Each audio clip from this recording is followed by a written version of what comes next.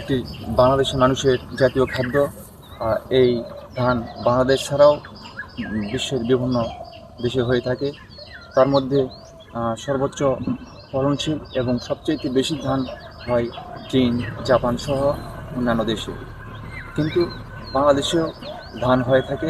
বাংলাদেশের মধ্যে ময়মনসিংহ জেলা, নওগাঁ জেলা, বরিশাল সহ কয়েকটি জেলায় উন্নত মানের এবং বেশি ফলনশীল ধান হয়ে থাকে। আসসালামু আলাইকুম সুদর্শক মণ্ডলী, কেমন আছেন আপনারা? ডলার ফার্মার ইউটিউব চ্যানেলের পক্ষ থেকে সবাইকে জানাই শুভেচ্ছা ও অভিনন্দন। আজকে আমি ধান নিয়ে আপনাদের মাঝে তুলে ধরব কীভাবে ধান যত্ন করতে হয়, কীভাবে ধান লাগানো হয় এবং কোন সময় ধান হয়। শুধু দর্শক মণ্ডলী, এখন ইরি মৌসুম। এই ইরি মৌসুমে বিভিন্ন প্রকার ধান কৃষকেরা লাগিয়ে থাকে।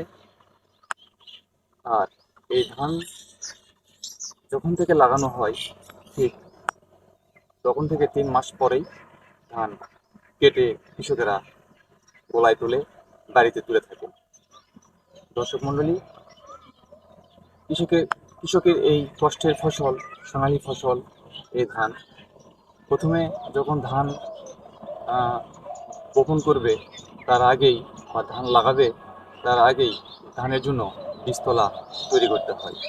আর এই বীজতলা তৈরি করতে ভালোভাবে জমিতে চাষাবাদ দিয়ে, খাদ্য দিয়ে তারপরে ধান বীজ বপন করতে হয়।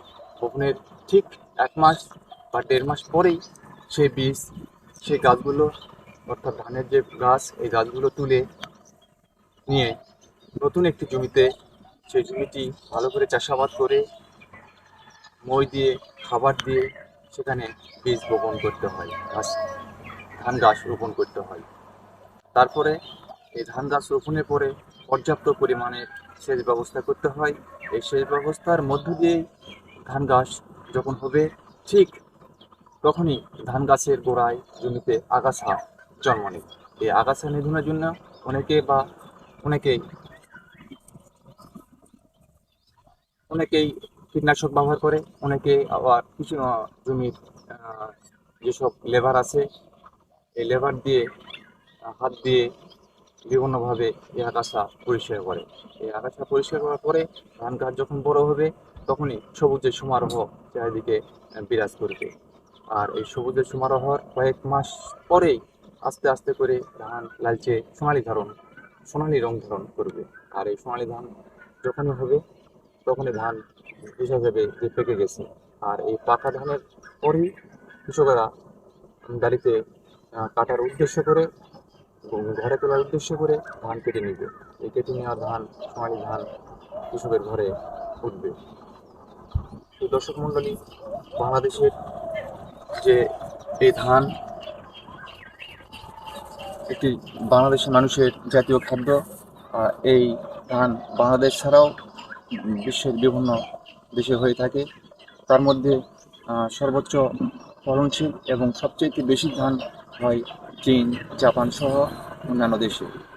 কিন্তু বাংলাদেশেও ধান হয়ে থাকে। বাংলাদেশের মধ্যে ময়মনসিংহ জেলা, নওগাঁ জেলা, বরিশাল সহ কয়েকটি জেলায় উন্নত মানের এবং বেশি ফলনশীল ধান হয়ে থাকে। তো দর্শক মণ্ডলী, আবারও আপনাদের মাঝে নতুন একটি ধান নিয়ে হাজির হব। ততক্ষণ পর্যন্ত ভালো থাকবেন।